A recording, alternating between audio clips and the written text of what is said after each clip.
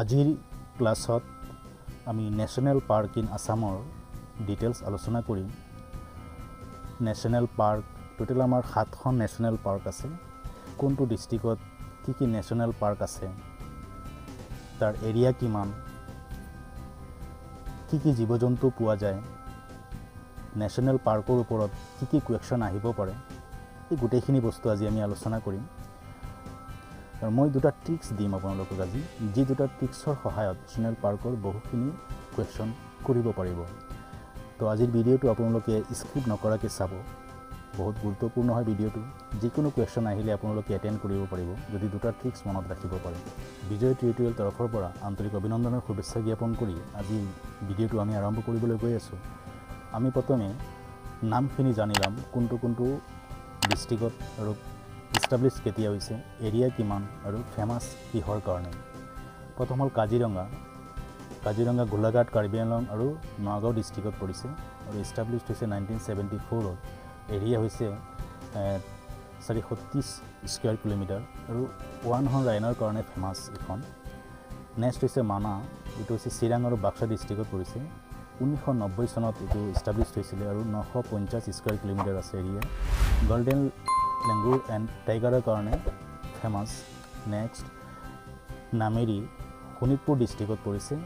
1998ত এইটো ইষ্টাব্লিছ হৈছিলে আৰু টোটেল এৰিয়া হৈছে 200 স্কুৱেৰ কিলোমিটাৰ। দেওহাঁহ পোৱা যায়, টাইগাৰ আৰু হৰ্ণবিল কাৰণে ফেমাছ। ডিব্ৰু-চৈখোৱা, ডিব্ৰুগড়ৰ তিনিচুকীয়া ডিষ্ট্ৰিক্টত পৰিছে। 1999ত এইটো ইষ্টাব্লিছ হৈছিল আৰু 350 স্কুৱেৰ কিলোমিটাৰ এৰিয়া। দেওহাঁহৰ কাৰণে ফেমাছ।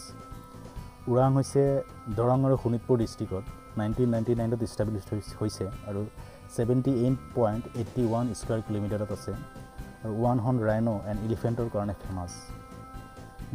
ধিং পাটকাই, ডিব্ৰুগড়ৰ তিনিচুকীয়া ডিষ্ট্ৰিক্টত পৰিছে। 9 জুন 2021ত ষ্টাৰ্ট হৈছিল এইখন এণ্ড 231.65 স্কুৱেৰ কিলোমিটাৰ আৰু এলিফেণ্ট, টাইগাৰ এণ্ড লেপাৰ্ডৰ কাৰণে ফেমাছ।